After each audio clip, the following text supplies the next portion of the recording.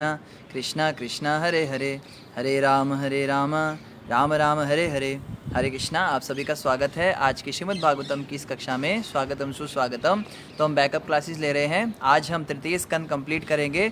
शुरुआत से लेकर और अंत तक हम समझेंगे कि श्रीमद् भागवतम के स्कंद नंबर 3 के अंदर क्या क्या मुख्य मुख्य कथाएं हुई थी। तो पहले ही हम बता दें कि वीडियो थोड़ी फास्ट होगी, आपको 2 या 3 बार भी इसको सुनना पड़ेगा। अगर आपको समझ में आता है नहीं आता है तो आप ऐसे करके देख सकते हैं। और हम आज चर्चा करेंगे तृतीय स्कंद पे, क्योंकि प्रथम स्कंद और द्वितीय स्कंद पे हम पहले ही चर्चा कर चुके हैं। तो आप में से जो भक्त अभी उन वीडियोस को नहीं देख पाए उनसे रिक्वेस्ट है कृपया करके आप वीडियो नंबर 1 और वीडियो नंबर 2 को अवश्य देखें, तभी आपको वीडियो नंबर 3 समझ में आएगी कि कथा किस तरह से चल रही है। और ये विशेष रूप से उन भक्तों के लिए है जो पूरी भागवतम की कक्षा डेली अटेंड नहीं कर पाए, किसी कारण से पिछला कोर्स छूट गया, तो वो यहाँ से बैकअप ले सकते हैं। इस वीडियो के दौरान कोई भी प्रश्न अगर आपको आए, कुछ भी आपको डिटेल में जानने की इच्छा हो, तो आप बिल्कुल कमेंट पर अपना प्रश्न कर सकते हैं। आपके उत्तर आपको कमेंट पर मिल जाएंगे। तो आइए हम शुरू करते हैं श्रीमद् भागवतम स्कंद 3। तो स्कंद 3 जो है, स्कंद 2 पे हमने कहाँ तक स्टॉप किया था कि परीक्षित महाराज प्रश्न पूछे जा रहे थे और उनको बड़े सुंदर उत्तर दे रहे थे सुखदेव गोस्वामी। और सुखदेव गोस्वामी उनको बताने लगे कि भगवान श्री कृष्ण ने, जब भगवान श्री कृष्ण संसार से जा रहे थे द्वापर युग के अंदर, तो उनके साथ 2 लोग थे उस समय पर। जैसा कि हम सभी जानते हैं कि एक बहेलिये ने तीर मारा था और भगवान अपने चरण ऐसे एक चरण को दूसरे चरण पर बिठाकर एक बरगद के वृक्ष के नीचे लेटे हुए थे। तो वहाँ पर वो सब होने से पहले ही पता चल गया था कि इनको दो व्यक्तियों को पता लग गया था। एक तो मैत्री मुनि को पता लग गया था कि भगवान जाने वाले हैं संसार से, और दूसरा उद्धव जी को पता लगा था। तो उद्धव जी और मैत्री जी दोनों भगवान कृष्ण के समक्ष आ गए और उन्होंने बोला, हे प्रभु, आप भगवान श्री कृष्ण है, पूर्ण अंश और पूरे शक्तियों के सहित आप अपने संसार में आए, तो अब आप जा रहे हैं यहाँ से, तो आप क्या इंपॉर्टेंट शिक्षाएं देना चाहते हैं? जाते समय आप क्या बताना चाहते हैं? हमें कृपया करके आप कुछ उपदेश देकर जाइए। तब भगवान श्री कृष्ण ने उन दोनों को उपदेश दिए और दोनों ने उन्हें अपने अपने अनुसार समझा। तो जब मैत्री जी नीचे गए और उद्धव जी नीचे गए, तो वहाँ पे उद्धव जी को ये विदुर जी मिले। विदुर जी हम सभी जानते हैं कौन थे। ये कौरवों के चाचा थे, जो धृतराष्ट्र हुए और पांडु हुए राजा, इनके तीसरे भाई थे विदुर जी। तो विदुर जी जब उनको मिले उद्धव जी को, तो उन्होंने पूछा कि भगवान श्री कृष्ण ने आपको क्या उपदेश दिया, आप बताइए। तब उन्हें इन्होंने उद्धव जी ने बताया कि वास्तव में आपके लिए तो मैत्री जी को भगवान कृष्ण ने बोला था, भगवान कृष्ण ने आपको याद किया था। तो वो बड़े खुश हो गए कि उनको भगवान ने याद किया। विदुर जी बड़े खुश हुए। तो उन्होंने कहा, फिर मैत्री जी को क्या बताया भगवान ने? तो उद्धव जी बोले कि मैत्री जी को भगवान कृष्ण ने बोला कि ये बातें विदुर जी को जाके बताना। तो आपके लिए मैत्री जी के पास बहुत सुंदर संदेश है, उपदेश है, आप उनके पास जाइए। तब उद्धव जी जो है वो मैत्री ऋषि के पास गए और मैत्री जी और क्षमा कीजिए, विदुर जी मैत्री जी के पास गए। और विदुर जी और मैत्री जी के बीच में क्या संवाद हुआ, ये तीसरे स्कंद के अंदर और चौथे स्कंद के अंदर हम पढ़ेंगे। तो तीसरे स्कंद के अंदर मुख्य रूप से जो बातें वो मैत्री ऋषि और उद्धव और ये विदुर जी के बीच में हुई। विदुर जी प्रश्न करेंगे और मैत्री ऋषि उन्हें उत्तर देंगे। तो अध्याय 1 शुरू होता है विदुर द्वारा पूछे गए प्रश्न से। विदुर जी ने प्रश्न किए सबसे पहले मैत्री जी को, कि जैसे उन्होंने पूछा कि धृतराष्ट्र द्वारा पांडवों के घर में आग लगाया जाना, कि उनके घर में ऐसे कैसे आग लगाई थी। युधिष्ठिर का जुए में कपट से हराया जाना। विदुर द्वारा राजनीतिक सुझाव। विदुर का दुर्योधन द्वारा अपमानित किया जाना। तीर्थयात्री विदुर। तो विदुर जी ने पहले अपने विषय में बताया कैसे विदुर जी बाहर निकले। विदुर जी जो थे ना, वो हमेशा चाहते थे कि युद्ध ना हो, और पांडवों की हमेशा उन्होंने सहायता की थी। जो कौरव थे, उनके गुरु थे उनके मामा शकुनी। शकुनी उनको नई नई चालें बताते थे, अब ऐसा करो, अब ऐसा करो। तो जब भी वो कोई नई चाल बनाते थे पांडवों के खिलाफ, तो पीछे से विदुर जी को सब बात पता लग जाती थी और विदुर जी जाके पांडवों की मदद करते थे। जैसे एक लाक्षागृह बनवाया गया था, उस लाक्षागृह के अंदर वो पूरा का पूरा घर लकड़ियों का और कागज का बनाया हुआ था, और उसमें आग लगाकर पांडवों को मारने की प्लानिंग थी शकुनी की। तो दुर्योधन ने क्या किया, पांडवों को बड़ी चालाकी से उस घर में भेज दिया और उस महल के अंदर आग लगा दी। तो विदुर जी को पहले ही पता था कि ये लोग ऐसा करने वाले हैं, तो उन्होंने पांडवों को पहले ही बता दिया था कि अगर ऐसा कुछ स्थिति हुई, आपातकालीन स्थिति, तो आप चूहे की तरह काम करना। तो युधिष्ठिर जी समझ गए थे चूहे से उनका क्या मतलब है। चूहा जैसे बिल बना के धरती को खोद के बाहर निकलता है, अगर ऐसी कोई स्थिति होती है, तो वैसे ही उन्होंने जो है तहखाना ढूंढा। 5 पांडव थे, उनके साथ में उनकी माँ कुंती माता भी थी। तो जब उन्हें तहखाने का रास्ता मिला तो विदुर जी ने पहले ही वहाँ पे सुरंग बनवा रखी थी उनके लिए, तो तुरंत उन्होंने इस बात का लाभ उठाया और नीचे सुरंग से वो निकल गए और वहाँ पे विदुर जी पहले ही उनके लिए तैयार खड़े थे, नौका लेकर खड़े हुए थे वहाँ नदी के पास, तो उनको तुरंत बिठाया और नौका से सुरक्षित पहुँचा दिया। ऐसे कितनी बार विदुर जी ने उनकी मदद करी। तो उन्होंने बताया जब पांडवों की विदुर जी मदद करते थे, ये बात कौरव को पता लगी, कौरवों में जो दुर्योधन, तो दुर्योधन को ये बात बिल्कुल भी सहन नहीं हुई और दुर्योधन ने भरी सभा के अंदर क्या कहा कि ये व्यक्ति हमारे टुकड़ों पे पलता है और हम ही को आके बोलता है, इससे अच्छे तो कुत्ते होते हैं कि जिसकी रोटी खाते उस मालिक के वफादार तो होते हैं। जब ये शब्द बोले कुत्ते और गंदी गंदी भाषाएं बोली तो विदुर जी को बहुत बुरा लगा। जैसे भी थे तो क्षत्रिय ही। अब धृतराष्ट्र चुप बैठा है, उसका बेटा इस तरह से विदुर जी को उल्टा उल्टा बोल रहा है, लेकिन धृतराष्ट्र तो पुत्र मोह में अंधा हो चुका था। तो विदुर जी जो है उनको इतना बुरा लगा, उन्होंने सोचा बस अब बहुत हो गया, अब मुझे इनकी और नौकरी नहीं करनी, जितना अपमानित होना था हो लिया। विदुर जी ने तुरंत अपना त्याग पत्र दिया और वहाँ से चले गए सभा छोड़कर वो, और फिर उन्होंने संन्यास ही ले लिया। फिर वो जो है तीर्थ भ्रमण पर ही चले गए, वो घर में नहीं रुके उसके बाद में। तो वही बात बता रहे हैं कि विदुर का दुर्योधन के द्वारा अपमानित किया जाना और तीर्थ यात्री विदुर। फिर विदुर जी ने नाना प्रकार के तीर्थों की यात्रा की, अलग अलग बड़े बड़े तीर्थ स्थानों में वो गए, बड़े आश्रमों में रहे। उग्र आवेग में यदुओं की मृत्यु, फिर उसके बाद में यदुओं की मृत्यु का भी वर्णन आया, ये और अधिक डिटेल से बताया जाएगा 10वें स्कंद में, जहाँ भगवान कृष्ण की लीलाएं विस्तार से आएंगी। अभी शॉर्ट में बताया जा रहा है कि जैसे जो यदु थे, यदु डायनेस्टी कैसे खत्म हुई थी। भगवान श्री कृष्ण के 16,108 रानियां थी और प्रत्येक रानी से उनको 10 पुत्र और एक पुत्री थी। फिर ऐसे प्रत्येक पुत्र से 10 पुत्र और थे, तो भगवान कृष्ण का परिवार बहुत बड़ा हो गया था द्वारका में। तब भगवान कृष्ण ने देखा कि मेरा परिवार के जो लोग हैं ये बड़े गर्व में चलने लगे हैं। ये कहते थे हम तो कृष्ण के वंशज हैं, हम तो वासुदेव श्री कृष्ण के पोते हैं, उनके बेटे हैं। तो इस तरह से जब इनके अंदर गर्व अहंकार आने लगा तो भगवान कृष्ण ने सोचा कि अब सही नहीं है इनका यहाँ रहना, इन सबको अपने साथ में धाम में ही ले चलता हूँ। तो बड़ी अच्छी साजिश बनाई भगवान ने। क्या रास्ता बनाया कि ये जो है यदु आपस में ही लड़ गए, आपस में इनका झगड़ा हुआ किसी बात पे, वो 10वें स्कंद में और डिटेल से बताया जाएगा क्या झगड़ा हुआ था, और एक दूसरे को मार के सारे ही खत्म हो गए। भगवान कृष्ण का पूरा वंश ही समाप्त हो गया। कुछ उसमें से बचे थे 2-4, तो उनसे ही आगे जो यादव वंश चल रहा है अभी भी वो बचे रहे, लेकिन ज़्यादातर जो है उसी समय पर समाप्त हो गए थे। फिर विदुर की उद्धव से भेंट।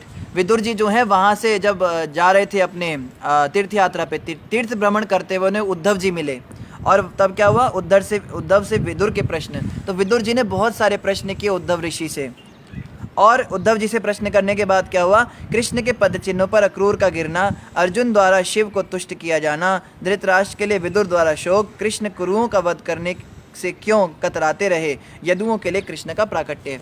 फिर बहुत सारी बातें बताई उद्धव जी ने, विदुर जी की भी बड़ी चर्चा हुई उनसे, अलग अलग बातें उन्होंने पूछी, कृष्ण भगवान ने यदुओं का कैसे नाश किया और किस प्रकार से ये सब कार्य हुआ। और जब सारी बातें उनको पता लग गई तो फाइनली जो है उद्धव जी ने उन्हें कहा कि आपके लिए भगवान कृष्ण ने कुछ संदेश भेजा है, आप कृपया करके मैत्रेय ऋषि के पास जाइए। फिर अध्याय 1 समाप्त हुआ। अध्याय 2 भगवान कृष्ण का स्मरण। उद्धव का बाल्यकाल, उद्धव जी के बारे में फिर उनका चरित्र आया। उद्धव जी बचपन से ही बहुत बड़े भक्त थे भगवान के। ऐसे तो वो उनके कुछ रिश्ते में भी लगते थे, कुछ चचेरे भाई थे या पता नहीं ऐसे कोई थे, लेकिन बचपन से भक्त थे। भगवान कृष्ण और उद्धव एक ही उम्र के थे, लेकिन तो भी जैसे छोटे बच्चे भी होते थे तो उद्धव जी हमेशा कृष्ण के पास ही रहते थे। जब कृष्ण खेलने जाते थे तो उद्धव उनके साथ खेलने चले जाते थे। उनकी माँ कहती थी बेटा कुछ खा ले, वो खाना पीना कुछ नहीं करते थे, बस कृष्ण के साथ उनकी सेवा में लगे रहते थे। कृष्ण को जो चाहिए होता था उनको वो सामग्री देते रहते थे। तो बाल्यकाल से बड़े भक्त थे। उद्धव में भाव परिवर्तन। फिर भाव परिवर्तन कब हुआ हम सभी जानते हैं, उद्धव जी का जब गोपियों के पास भगवान कृष्ण ने उनको भेजा कि तुम शिक्षा लेकर आओ उनसे। एक्चुअली जो उद्धव जी थे वो बृहस्पति के शिष्य थे, और बृहस्पति जो हैं वो देवताओं के गुरु हैं। अब जो देवताओं के गुरु होंगे उनके पास कितनी शिक्षा होगी, कितना ज्ञान होगा। बृहस्पति जी के साक्षात शिष्य ये थे, इनको सारे वेद शास्त्र एकदम बढ़िया से पता थे।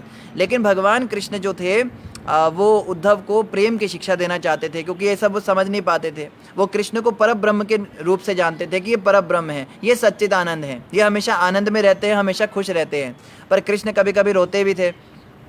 तो जब कृष्ण कभी रोते थे तो उद्धव जी कंफ्यूज हो जाते थे। उद्धव कहते थे तो परम भगवान सच्चिदानंद स्वरूप है, इन्हें क्या दुख हो गया, ये तो आनंद में रहना चाहिए इनको। तो वो पूछते थे आप क्यों रो रहे हैं। तब कृष्ण कहते थे मुझे वृंदावन की याद आ रही है, गोपियों की याद आ रही है। तो उद्धव जी कहते थे चले जाओ फिर गोपियों के पास, याद क्या कर रहे हो उनकी, रो क्या रहे हो। तो कृष्ण कहते थे तुम समझ ही नहीं पाओगे, मैं विरह में हूँ इस समय, विरह रस का आनंद ले रहा हूँ।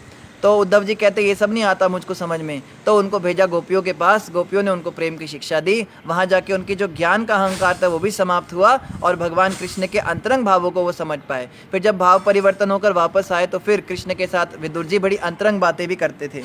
क्षमा कीजिए, उद्धव जी कृष्ण के साथ बड़ी अंतरंग बातें भी करते थे। विश्व का सूर्य अस्त हो गया है, यदुओं द्वारा परमेश्वर के रूप में कृष्ण को न जान पाना। फिर उन्होंने बताया कि संसार में जो इतने बड़े सूर्य उदित हुए थे कृष्ण रूपी, वो अस्त हो चुके हैं, वो वापस अपने गोलोक धाम में चले गए। और यदु जो थे वो कभी कृष्ण को समझ ही नहीं पाए। यदु लोग जो थे वो कृष्ण को अपना पिता दादा ही समझते रहे, उनकी पत्नियां उन्हें अपना पति समझती रही, पर वास्तव में कृष्ण कौन थे? वो तो त्रिलोकी अंतर्यामी भगवान थे। कृष्ण का शरीर समस्त आभूषणों का भूषण, कृष्ण के चले जाने पर गोपियों की परिवेदना। तो जब कृष्ण चले गए, ये सूचना ब्रज में गई तो गोपियों की स्थिति बड़ी खराब हो गई। वो तो जी ही रही थी केवल कृष्ण के लिए कि कृष्ण कभी तो आएंगे। अब तो उनकी आस पूरी तरह टूटी गई। तो एक साथ ही क्या हुआ, सारे के सारे ब्रजवासी ही लुप्त हो गए। सब एक दिन अचानक से सब लुप्त हो गए। कृष्ण के आचरण से विदुर दुखी। तो कृष्ण भगवान का जो आचरण था इससे विदुर जी बड़े दुखी हुए कि कृष्ण क्यों चले गए अचानक से। शिशुपाल का कृष्ण के शरीर में विलय होना। फिर शिशुपाल वाली कथा उन्होंने सुनाई कि शिशुपाल जो था वो भगवान को गालियाँ दे रहा था, तो गाली देते देते भी भगवान ने से सुदर्शन चक्र छोड़ा और शिशुपाल का गर्दन काट दिया। और जैसे ही शिशुपाल की गर्दन कटी, उसके अंदर जो आत्मा थी वो भगवान कृष्ण के ही शरीर में विलीन हो गई थी। पूतना को कृष्ण की माता का पद प्रदत्त करना। फिर उन्होंने बताया कि देखो कृष्ण कितने दयालु हैं। कृष्ण इतने दयालु हैं कि जो मारने आई थी उनको पूतना अपने स्तनों पे विष लगा के आई थी, हलाहल विष लगा कर आई थी। उस पूतना को भी भगवान ने अपने धाम में धात्री की पोजीशन दे दी, उसकी पदवी दे दी। भगवान कृष्ण के धाम में पूतना आज भी रहती है और वो यशोदा माता के समान वहाँ पे पूजनीय होती है, क्योंकि कृष्ण को उसने दूध पिलाया अपना, कृष्ण उन्हें अपनी माँ का पद दे चुके हैं। तो यहाँ पे ये बता रहे हैं उद्धव जी कि देखो संसार में इतना दयालु व्यक्ति कौन मिलेगा हमें, जो मारने आई उसको भी माँ बना दिया उसने, तो जो भक्ति करता है उसके साथ क्या करते होंगे वो। इस प्रकार से वो उनकी दया का वर्णन करने लगे। कृष्ण का नंद महाराज के घर भेजा जाना। फिर उन्होंने बताया कैसे कृष्ण जो है नंद महाराज के घर भेजे गए, रातों रात उनको ले जाना पड़ा, कंस का आतंक हो गया था। बालक कृष्ण का सिंह शावक की तरह प्रकट होना। कृष्ण द्वारा बड़े बड़े मायावादियों का वध। कृष्ण द्वारा राम नृत्य का आस्वादन, रास नृत्य का आस्वादन। तो कृष्ण ने इस प्रकार से बड़ी जो अलग अलग लीलाएं की, कृष्ण के स्मरण में खो गए। उद्धव जी भी खो गए और विदुर जी भी खो गए, क्योंकि कृष्ण जो थे उनके तो जीवन के प्राण थे और दोनों ने कृष्ण से भेंट की थी। उद्धव जी भी कृष्ण के साथ रहे थे और विदुर जी भी कृष्ण के साथ रहे थे। तो दोनों जब आपस में मिले और कृष्ण चले गए संसार से, तो अब उनकी लीलाओं का गान करके जैसे तैसे वो अपना काम चला रहे थे। उनके मन में बड़ी तीव्र वेदना हो रही थी, बड़ा दुख हो रहा था, बड़ा विरह सता रहा था, भगवान से सेपरेशन उनको हो रहा था कि कृष्ण क्यों चले गए। तो कथा करने से क्या होता है, उनका थोड़ा सा मन लग गया। उसके साथ हमारा अध्याय दूसरा समाप्त हो। फिर अध्याय 3 शुरू हुआ, वृंदावन के बाहर भगवान की लीलाएं। अभी तो वृंदावन के अंदर की लीलाएं डिस्कस हुई थी, पूतना का वध और ये सब। अब फिर बाहर की लीलाएं बताने लगे। कृष्ण तथा बलराम द्वारा कंस का वध, कृष्ण द्वारा रुक्मिणी हरण, अपहृत राजकुमारियों से कृष्ण का विवाह। कई लोग कहते 16,108 शादियां क्यों करी कृष्ण ने, इतने कामी थे क्या वो? एक स्त्री से संतुष्ट नहीं हो सकते थे? चलो 100 स्त्रियों से, 1000 स्त्रियों से संतुष्ट हो जाते, इतनी औरतें क्यों रखी हुई थी? तो यहाँ के बारे में यहाँ पे बताया गया था कि नरकासुर नाम का एक असुर था जो बड़ी सुंदर सुंदर राजकुमारियों को उसके घर से उठा लेता था और उनको लाकर एक जगह पे इकट्ठा करता था। तो उसने 16,000 राजकुमारियाँ इकट्ठी की थी और उन सबको इकट्ठा करके एक गुफा में रख रखा था उनका भोग करने के लिए। अभी वो भोग कर नहीं पाया था कि इतने में कृष्ण को पता लगा और कृष्ण ने आकर नरकासुर का वध कर दिया और उन सभी राजकुमारियों को मुक्त कर दिया। तो भगवान ने कहा ठीक है अब अपने अपने घर जाओ। तो सारी की सारी राजकुमारियां पहाड़ पर चढ़ गई गिरने के लिए। तब भगवान ने कहा तुम 16,000 राजकुमारियां पहाड़ पे क्यों चढ़ गई, तुम अपने घर जाओ। तो उन्होंने कहा हे कृष्ण, समाज ऐसा है कि हम घर में जाएंगे तो कोई हमारी बात विश्वास नहीं करेगा, सब कहेंगे तुम दूषित हो चुके हो, हमसे कोई शादी नहीं करेगा। अब ऐसी बेइज्जती की जिंदगी जीने से अच्छा हम मरना पसंद करेंगी। तब कृष्ण ने कहा तुम ऐसे क्यों करती हो, मैं तुम्हें स्वीकार करूंगा। तो वो तो चाहती थी कि भगवान श्री कृष्ण उन्हें पति रूप में मिल जाए। तो सारी 16,000 के साथ में भगवान श्री कृष्ण ने शादी करी। और किस तरह से विवाह हुआ? 16,000 मंडप बने थे और 16,000 कृष्ण हर एक के साथ बैठे हुए थे दूल्हे बनकर, और सबके साथ उन्होंने फेरे लिए और प्रॉपर उनका विवाह हुआ। उसके बाद जब द्वारका में आए तो 108 रानियां भगवान की पहले से ही थी, जो प्रमुख पट रानियां थी। तो टोटल 16,108 रानियां हो गई, और सबके लिए भगवान ने द्वारका में बहुत बड़े बड़े महल बनाए। ऐसा नहीं कि एक ही हरम के अंदर सबको डाल रखा हो, हर एक के लिए बहुत बड़ा महल। और एक बार जो कपड़े पहनती थी दोबारा उस कपड़े को वो पहनती नहीं थी। हमने तो यहाँ तक सुना है आभूषण भी एक बार जो पहनती थी वो दोबारा नहीं पहनती थी, इतना उनके पास ऐश्वर्य, इतना वैभव था। और हर महल के अंदर कृष्ण जो हैं हर रानी के साथ हर समय होते थे, और प्रत्येक रानी ये सोचती थी कि कृष्ण केवल मेरे ही साथ रहते हैं, कितना मेरा सौभाग्य है, कृष्ण तो मुझे छोड़ के कभी जाते ही नहीं है बाकियों के पास। लेकिन वो ये नहीं जानती थी कि बाकी सारी भी यही सोच रही हैं। तो इस प्रकार से अपहरण की हुई राजकुमारियों को भगवान ने बचाया और उनसे विवाह किया। कृष्ण द्वारा अपने भक्तों को शक्ति का प्रदर्शन, पृथ्वी के महान भार का हल्का होना, यदुओं का आपस में झगड़ना, युधिष्ठिर द्वारा अश्वमेध यज्ञ संपन्न, कृष्ण द्वारा माधुर्य प्रेम का भोग, यदुओं का तीर्थ स्थान में जाना। तो फिर उसके बाद में क्या हुआ, युधिष्ठिर जी ने बहुत बड़ा यज्ञ किया, अश्वमेध यज्ञ। और अश्वमेध यज्ञ के अंदर उन्होंने बोला कि प्रमुख किसको बनाया जाए, चीफ गेस्ट किसको बनाया जाए। तो सारे बड़े बड़े वहाँ पे जितने भी लोग थे उन्होंने बोला कि कृष्ण को ही बनाना चाहिए। और महाभारत के युद्ध के बाद तो वैसे भी सब इतना कलंक लग गया था उनके सिरों पर, इतने लोगों की मृत्यु हुई थी, महामहिम भीष्म पितामह की भी मृत्यु करनी पड़ी थी। तो अश्वमेध यज्ञ के अंदर भगवान श्री कृष्ण को प्रमुख बनाया। तो वहाँ पे शिशुपाल चिल्लाने लगा, इसको क्यों प्रमुख बना दिया, वो तो चिढ़ता था भगवान से। और भगवान कृष्ण ने 2 सेवाएं ली थी। आप सोच सकते हैं जो ब्रह्मांड के स्वामी हैं उन्होंने युधिष्ठिर महाराज के अश्वमेध यज्ञ में सेवाएं क्या ली होंगी। हम में से कोई होता है तो हम तो कहते हैं हमें वो सेवा दो, बड़ी सेवा दो, हमारे को गले में माला डले, ये डले। कृष्ण भगवान ने सेवा ली कि जितने भी ब्राह्मण आके भोजन करेंगे उनकी झूठी पत्तलें कृष्ण उठाएंगे, उन्होंने ये कहा, और सारे ब्राह्मणों के पैर धोएंगे जब वो आएंगे। ये 2 सेवाएं भगवान कृष्ण ने ली थी उसमें। फिर उसके बाद में यदुओं का तीर्थ स्थानों में जाना, फिर जितने बचे हुए यदु थे वो तीर्थ स्थानों में चले गए, और अध्याय 4 शुरू हुआ। अध्याय 4 था विदुर का मैत्रेय के पास जाना। फिर विदुर जी को उद्धव जी ने कहा कि बहुत कृष्ण कथा कर लिया आपने, अब आप जाइए मैत्रेय जी के पास, आपके लिए बहुत सुंदर उपदेश है, आप उनके पास जाइए। कृष्ण की इच्छा से यदुओं का विनाश, सूर्योदय की भांति कृष्ण के लाल लाल नेत्र, उद्धव को कृष्ण की चरम कृपा प्राप्त, अजन्मा होकर कृष्ण का जन्म लेना, शुद्ध भक्त भौतिक कष्टों से रहित, अब भी हिमालय में नर नारायण भक्तगण समाज के सेवक, कृष्ण के प्रयाण के से विदुर दुखी, कृष्ण का लौकिक जगत की दृष्टि से चले जाना, उद्धव का बद्रिकाश्रम पहुंचना, ईर्ष्यालु पशु कृष्ण को नहीं जान सकते। तो उद्धव जी ने कहा कि अब मैं बद्रिकाश्रम जा रहा हूँ, अब मैं और यहाँ पे रहना नहीं चाहता, कृष्ण के विरह में, कृष्ण के वियोग में मेरा मन ही नहीं लग रहा है कहीं पर। तो उद्धव जी जो है मैत्रेय इनको विदुर जी को उपदेश देकर और बद्रिकाश्रम चले गए, और उन्हें बोला आप मैत्रेय जी के पास चले जाओ। फिर अध्याय 5 शुरू हुआ, मैत्रेय से विदुर की वार्ता। अब जो है मैत्रेय ऋषि और विदुर जी के बीच में बातें क्या हुई वो यहाँ से शुरू होंगी, स्कंद 3 और अध्याय 5 से।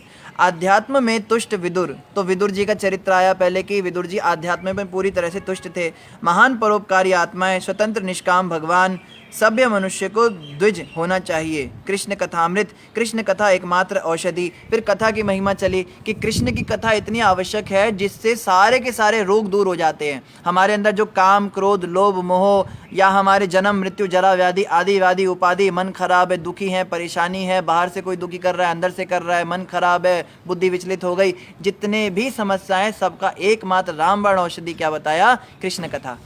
जो व्यक्ति निरंतर कृष्ण कथा को सुनता है, श्रवण करता है, उसके सारे के सारे रोग दूर हो जाते हैं और वो एकदम शांति का अनुभव कर सकता है जीवन में। फिर आगे बताया भौतिकवादियों पर दयनीय दयालु सर्व समावेशी सेवा, विदुर पूर्व जन्म में नियंत्रक यमराज। फिर विदुर जी की कथा है कि विदुर कैसे बने। विदुर तो दासी पुत्र थे और शूद्र कुल में पैदा हुए थे। यूँ तो उनके पिता तो व्यासदेव ही थे, लेकिन माता तो शूद्राणी थी। तो बोला कि आप इतने बड़े महात्मा, इतने बड़े संत हैं, ऐसा कैसे हो गया। तो विदुर जी का इतिहास बताया कि पिछले जन्म में वो यमराज थे। यमराज जी जो थे, अब देखो इनका भी बड़ा सुंदर क्या हुआ, जितने भी देवी देवता थे सबको भगवान कृष्ण ने, आप थोड़ा सा पीछे चले जाते हैं, जब कंस बड़ा अत्याचार कर रहा था और सारे देवता जो हैं वो पृथ्वी देवी जो है गाय के रूप में आए देवताओं के पास, और सब मिलकर ब्रह्मा जी के पास गए। तब ब्रह्मा जी ने गाय रूपी पृथ्वी और सारे देवताओं को ले जाकर कहाँ गए, क्षीर सागर में गए भगवान विष्णु के पास और बोला प्रभु ऐसे ऐसे समस्या हो गई, आप कृपया करके अवतार लीजिए। तब विष्णु भगवान ने कहा आप जितने देवता हो आप सब यदुकुल में जन्म लो कहीं ना कहीं पर, और मैं बहुत जल्दी देवकी के 8वें गर्भ के रूप में मैं आऊँगा।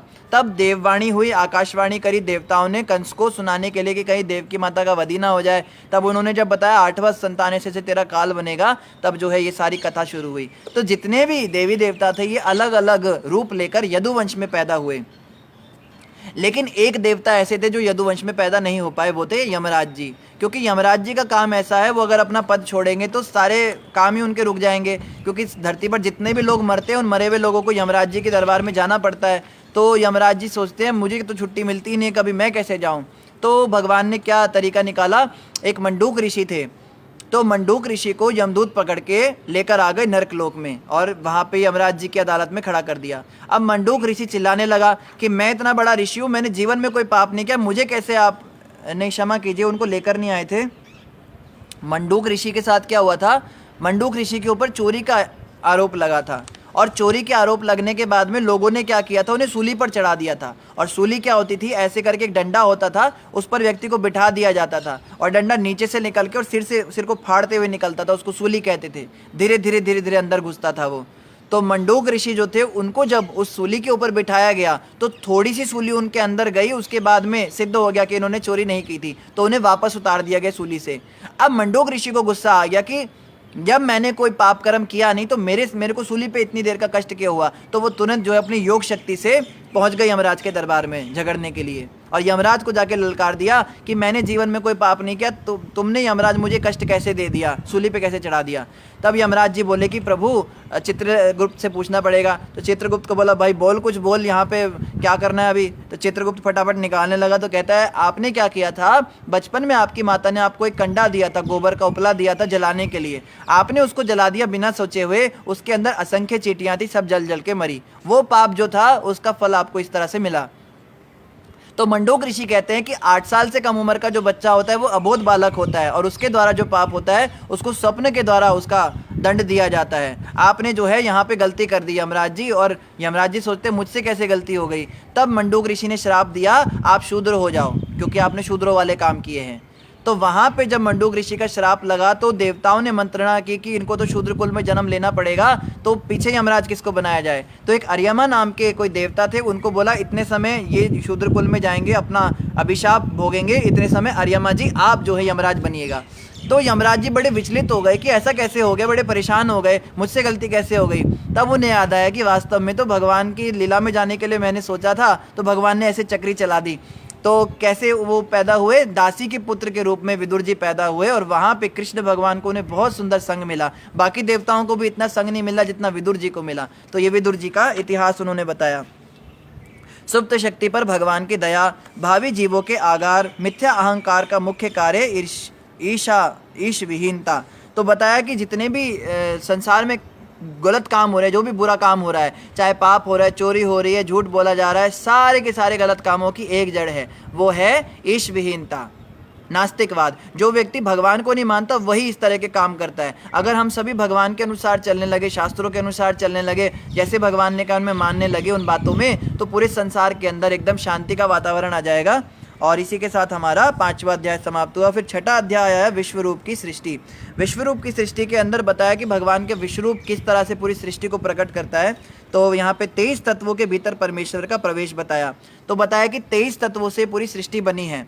साइंटिस्ट इस बात को नहीं समझ पाए, वो मॉडर्न पीरियोडिक टेबल और उन्हीं पीरियोडिक टेबल में रह गए, वो तो एटम्स और यही सब गिनते रह गए, मेटल्स और दुनिया भर की और चीज़ें। लेकिन शास्त्रों में बताया है कि टोटल अगर आप इकाई पे जाओ, सब तोड़ दो, तो लास्ट में 23 एलिमेंट्स मिलते हैं। इन 23 से मिलकर पूरी सृष्टि बनी है।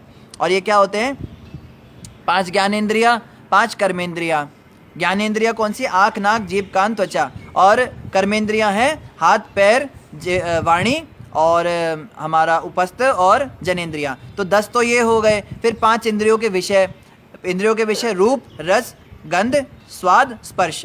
ये 5 इंद्रियों के विषय हो गए। तो 15 एलिमेंट्स ये हो गए। फिर मन, बुद्धि, अहंकार, ये भी साथ में आ गए। और उसके बाद में जीवात्मा, प्रकृति, इस तरह से जो है मिला के जो है ये अहंकार, मन, बुद्धि और मिथ्या अहंकार, फिर ईश्वर और जीवात्मा, तो टोटल मिला के जो है 23 एलिमेंट्स बनते हैं। इन 23 तत्वों के भीतर भगवान का प्रवेश हुआ। सबसे पहले बताया किस तरह से सारे सृष्टि बनी। आज भी हम कहते हैं कण कण में भगवान होते हैं, चाहे कोई दीवार है, पत्थर है, कुर्सी है, मेज है, शरीर है, हर जगह भगवान हर जर्रे जर्रे के अंदर यहाँ पे व्याप्त है सृष्टि के अंदर। और विराट विश्वरूप का प्राकट्य, संपूर्ण सृष्टि विष्णु पर टिकी है। फिर बताया कि सारी की सारी सृष्टि विष्णु जी पर ही टिकी हुई है। विष्णु जी की नाभि से कमल निकलता है, उसके अंदर से ब्रह्मा जी निकलते हैं, ब्रह्मा जी सारी सृष्टि करते हैं और हम सभी के सभी कहाँ हैं, उस कमल नाल के अंदर ही हैं। ब्रह्मा जी के कमल नाल के अंदर अंदर ये सारी सृष्टि चल रही है। तो हम सब भगवान विष्णु के ही आश्रय पर है एक तरह से। देवताओं द्वारा ब्रह्मांड का निर्माण, फिर देवताओं की सृष्टि हुई। यहाँ पे बहुत डिटेल से बताया कि सृष्टि कैसे बनी। डार्विन ने तो अपनी जान छुड़ाने के लिए बोल दिया, एक धमाका हुआ और सब कुछ बन गया। अब उसको क्या पता कैसे बना, क्या बना। उसको पूछा फिर ये ऐसे इतनी विविधता कैसे आ गई, इतने सुंदर पौधे वृक्ष, इतने जनजातियाँ कैसे आ गई। तो उसने कहा बाई चांस, सब बाई चांस हो गया। बाई चांस एक गधा था, वो गधा जो है वो पेड़ के पत्ते खाना चाहता था, तो पेड़ के पत्ते बड़े ऊंचे थे तो गर्दन ऊंचा करते करते वो जिराफ बन गया। और एक भालू था, वो मछली खाना चाहता था तो बार बार पानी में जाता था, बार बार निकलता था, करते करते कई पीढ़ियाँ बीती और वो व्हेल मछली बन गया। तो उसने तो इस तरह से टाल दिया बातों को, लेकिन भागवतम के अंदर पूरा डिटेल में बता रखा है कैसे सृष्टि हुई। तो ब्रह्मा जी ने देवताओं को बनाया सबसे पहले, जो मुख्य देवता उन्होंने बनाए थे। हम बहुत डिटेल में नहीं जा रहे हैं, आप में से कोई चाहता है तो पढ़ सकता है। फिर अलग अलग देवताओं ने सृष्टि बनाई, किसी देवता ने कुछ बनाया, किसी ने कुछ बनाया। इंद्र जैसे जो हैं वो हाथों के इंचार्ज हैं, चंद्रमा मन के इंचार्ज हैं, पैरों के विष्णु इंचार्ज हैं और आंखों के सूर्य इंचार्ज हैं। ऐसे अलग अलग इंचार्ज बनाए और उन्होंने जो है सृष्टि के अंदर इस प्रकार से उत्पत्ति शुरू करी। विश्वरूप के मुख का प्रकट होना, फिर जब विश्वरूप का मुख प्रकट हुआ तो फिर भूख शुरू हुई। विश्वरूप का उनकी आंखें प्रकट हुई तो सब संसार ने देखना शुरू किया। विश्वरूप के कान प्रकट हुए तो सबने सुनना शुरू किया। इस तरह से जो है बड़े डिटेल में बताया किस तरह से सृष्टि हुई है। उनकी आंखों का प्रकट होना, उनके कानों का प्रकट होना, तो ऐसे ऐसे जो है उनके अलग अलग अंग शरीर जो है उपस्थित हुए। फिर हम अध्याय 7 पे आए, जहाँ पे बताया विदुर द्वारा अन्य प्रश्न। फिर जो है विदुर महाराज ने कहा कि आपने बड़ा अच्छा बताया, मेरे कुछ और भी डाउट्स है, क्वेश्चंस हैं। तो उन्होंने बड़े सारे प्रश्न उनसे पूछे। फिर अध्याय 8 के अंदर गर्भोदक शय विष्णु से ब्रह्मा का प्राकट्य, अब जो है और डिटेल में सृष्टि बताने लगे। जैसे पहले तो उन्होंने मेन बता दिया विदुर जी को, तो मैत्रेय ऋषि से उन्होंने कहा मुझे आप और डिटेल में बताइए सृष्टि कैसे हुई। अब इन्होंने महाविष्णु से शुरू किया, गर्भोदक शय विष्णु से ब्रह्मा का प्रकट्य। तो 3 विष्णु होते हैं मुख्य, एक होते हैं महाविष्णु जिनको कारणोदक शय विष्णु भी कहते हैं, दूसरे होते हैं गर्भोदक शय विष्णु और तीसरे होते हैं क्षीरोदक शय विष्णु। तो जो महाविष्णु होते हैं वो क्या करते हैं, वो बस सांस लेते हैं और सांस छोड़ते हैं। जब महाविष्णु सांस छोड़ते हैं तो उनके रोम रोम से, रोम छिद्र जितने भी छेद है पूरे शरीर में, हर एक से एक एक बुलबुला निकलता है। वो एक जल के अंदर होते हैं, कारण सागर के अंदर होते हैं, सागर के अंदर एक बुलबुला निकलता है। तो इतने सारे करोड़ों करोड़ों बुलबुले निकलते हैं और प्रत्येक बुलबुला क्या होता है, एक ब्रह्मांड होता है पूरा। और वो जैसे जैसे बाहर निकलता है वो बढ़ता चला जाता है। फिर जब वो सांस खींचते हैं तो वापस छोटा होकर उनके अंदर चला जाता है। और उनके सांस छोड़ने और खींचने के अंदर अंदर ही ब्रह्मा जी के 100 साल पूरे हो जाते हैं, इतनी लंबी उनकी सांस होती है। तो फिर हर एक ब्रह्मांड के अंदर जितने बुलबुले निकले, प्रत्येक ब्रह्मांड के अंदर उसको आधा जल से भर देते हैं। वो 7 आवरणों से वो बना होता है बुलबुला, और उसके अंदर आधा वो जल से भरा होता है, और वो जल होता है गर्भोदक समुद्र। तो गर्भोदक समुद्र के अंदर फिर गर्भोदक शय विष्णु के रूप में विस्तार होता है। यही महाविष्णु प्रत्येक ब्रह्मांड के अंदर गर्भोदक शय विष्णु के रूप में चले जाते हैं। फिर प्रत्येक गर्भोदक शय विष्णु के नाभि से कमल निकलता है और उसमें से ब्रह्मा निकलते हैं। और हर ब्रह्मांड के अंदर अलग अलग तरह के ब्रह्मा होते हैं। और बताया सबसे जो छोटे ब्रह्मा है वो हमारे ही ब्रह्मांड के, जिनके 4 मुख हैं। हमारे चतुर्मुखी ब्रह्मा है, किसी ब्रह्मांड में 8 मुख वाले ब्रह्मा है, किसी में 16, किसी में 32, किसी में 1000 मुख वाले ब्रह्मा भी हैं। ऐसे ऐसे भी ब्रह्मांड हैं। और जितने ब्रह्मा के मुख होते हैं उसके हिसाब से पता लगता है कि सृष्टि में कितनी टेक्नोलॉजी एडवांस्ड है। तो ये सबसे कम टेक्नोलॉजी वाली हमारी, और उसमें भी पृथ्वी लोक सबसे कम टेक्नोलॉजिकल एडवांस्ड है। अगर हम सूर्य इस पे जाएँ, स्वर्ग लोक में जाएं तो स्वर्ग लोक में लोग ऐसे ही उड़ते हैं, उनको विमानों की जरूरत नहीं होती, पंछियों की तरह उड़ते हैं। और वहाँ पे वो बूढ़े नहीं होते, वहाँ पे उनको कोई मृत्यु नहीं होती, और वो सोमरस का पान करते हैं, और वहाँ कोई गंदगी नहीं होती। वो जो भी खाते हैं पेट में कभी मल ही नहीं बनता उस चीज़ का। उनके पेट में कस्तूरी और चंदन और इनकी खुशबू आती है। हमारे पेट से तो कैसी कैसी खुशबुएँ आती है, वो जब निकलती है वहाँ से हवा तभी पता लग जाता है। तो इस सृष्टि के अंदर भी जो ये संसार है, भौतिक ब्रह्मांड जिसमें हम रहते हैं, ये सबसे लेस एडवांस्ड है। और इस तरह से जो है ब्रह्मा जी की उत्पत्ति के बारे में उन्होंने बताया। फिर ये जो गर्भोदक शय विष्णु होते हैं, ब्रह्मा जी जब पूरी सृष्टि की रचना कर देते हैं तो यही गर्भोदक शय विष्णु प्रत्येक अणु परमाणु के अंदर क्षीरोदक शय विष्णु के रूप में प्रवेश करते हैं। और प्रत्येक हृदय के अंदर इसमें परमात्मा के रूप में निवास करते हैं। जितने भी जीव जड़ जंगम योनियाँ होती है, पेड़ है, पशु है, कुत्ता बिल्ली सांप छिपकली मनुष्य, सबके हृदयों में भगवान परमात्मा के रूप में जाते हैं। वो होते हैं क्षीरोदक्षयी विष्णु, वो तीसरे विष्णु होते हैं। फिर क्या हुआ, भागवत ग्रंथ तथा भागवत भक्त, दो तरह के भागवत बताए। भागवत दो होते हैं, एक तो भागवत ग्रंथ है जो हम पढ़ रहे हैं, एक भागवत भक्त भी होते हैं। भागवत भक्त कौन, या महाभागवत भक्त कौन होते हैं, जो भागवत के अनुसार ही चलते हैं, वो भगवान के अलावा कुछ बात ही नहीं करते। ये जो श्रीमद् भागवत है ना, इसमें भगवान के अलावा किसी टॉपिक पे बात नहीं है, कृष्ण विष्णु बस, इनके अलावा कोई और बात ही नहीं है। इसी प्रकार से जो व्यक्ति भागवत होते हैं वो कृष्ण के अलावा कभी कुछ बात ही नहीं करते हैं, तो उनकी भी महिमा बताई। ऐसे भागवतों का संग करने से भी हमें बहुत लाभ होता है, बहुत जल्दी हमें कृष्ण प्रेम की प्राप्ति होती है। महान मुनिगणों की गंगा में से होकर यात्रा, क्षमा की ब्राह्मण शक्ति, ब्राह्मणों के अंदर क्षमा करने की शक्ति, सृष्टि का सूक्ष्म विषय, कमल से ब्रह्मा का उत्पन्न होना, विष्णु के हाथ में नित्य चक्र, ब्रह्मा में आवश्यक ज्ञान का उपजना, भगवान द्वारा अपने चरण कमल दिखाए जाना, आत्मस्थिर स्थित वृक्ष विष्णु, ब्रह्मा सृजन के प्रति उन्मुख। फिर बताया कि ब्रह्मा जी ने सृष्टि कैसे करी। ब्रह्मा जी जब सबसे पहले आए, ये दूसरी बार आ रहा है और ये तीसरी बार फिर आएगा, क्रिएशन कैसे हुई थी। तो पहली बार हमने द्वितीय स्कंद में पढ़ा था, अब तृतीय स्कंद में भी आ रहा है कि ब्रह्मा जी बिल्कुल अंधेरे में प्रकट हुए थे और चारों तरफ अंधेरा देख के घबरा गए कि मैं क्यों प्रकट हुआ, मेरे पिता कौन है। फिर वो नाल के अंदर गए और नाल के अंदर अंदर जाते जाते कई हजारों साल बीत गए, फिर भी उन्हें कोई अंत नहीं मिला उसका। फिर नाल में ऊपर ऊपर ऊपर वापस आके फिर से आकर बैठ गए। फिर आकर बैठे तो उनको सुनाई दिया तपह तपह, फिर उन्होंने तप करना शुरू किया। फिर जब तप किया तो भगवान विष्णु ने उनको प्रकट होकर दर्शन दिए। फिर जब उन्होंने कमल से नीचे देखा तो उन्हें पूरे विष्णु भगवान के दर्शन हुए, उनके चरणों के दर्शन हुए। और तब भगवान विष्णु ने कहा ब्रह्मा सृष्टि करो, उत्पत्ति करो। तो जो लोग कहते हैं कि सृष्टि ब्रह्मा जी करते हैं, पालन विष्णु जी करते हैं और संहार शिव जी करते हैं, वो अधूरी नॉलेज रखते हैं। क्योंकि एक्चुअली में विष्णु भगवान की कृपा से ही ब्रह्मा जी सृष्टि करते हैं, विष्णु भगवान की कृपा से ही शिव जी संहार भी करते हैं। तो एक्चुअली ये तीनों काम विष्णु भगवान ही करवाते हैं उनसे। तो एक कारण, जो मुख्य कारण है, वो भगवान विष्णु ही होते हैं सृष्टि का। फिर सृष्टि का सूक्ष्म विषय, विष्णु के हाथ में नित्य चक्र, तो चक्र जो भगवान विष्णु के हाथ में होता है उसकी थोड़ी महिमा बताई। फिर अध्याय 9 शुरू हुआ, सृजन शक्ति के लिए ब्रह्मा द्वारा स्तुति। फिर अब ब्रह्मा जी को परमिशन तो मिल गई, उनको परमिशन क्या मिली, उनको आदेश मिला। भगवान विष्णु ने कहा आप सृष्टि करो। तो फिर ब्रह्मा जी ने कहा मुझे बुद्धि कौन देगा सृष्टि करने की, कैसे सृष्टि बनानी है, इतना आसान थोड़ा ना है। एक छोटी सी कंपनी, एक छोटा सा बिजनेस भी करना हो या एक छोटा सा घर भी बनाना हो तो कितना दिमाग लगता है, कितनी मैपिंग लगती है, ब्लूप्रिंट्स निकलते हैं, कितना सामान लाना है, क्या करना है, और सामान भी इकट्ठा करना होता है, सीमेंट बजरी ईंट सब कुछ इकट्ठा करना होता है। तो ब्रह्मा जी ने कहा ना तो मेरे पास कोई सामग्री है, ना मेरे पास बुद्धि है। तो फिर ब्रह्मा जी ने स्तुति करी भगवान विष्णु की, और स्तुति के बाद क्या हुआ, उनको ये 23 एलिमेंट्स भगवान विष्णु ने दिए कि ये 23 तत्व आपको देता हूँ, इन 23 तत्वों से आप पूरी सृष्टि तैयार करो और उसकी उपयुक्त बुद्धि भी मैं ही आपको दूंगा। तो एक्चुअली में अगर देखा जाए तो ब्रह्मा जी ने जो सृष्टि करी उसके लिए बुद्धि भी भगवान विष्णु ने दी और उसकी परमिशन, आज्ञा भी भगवान विष्णु ने दी।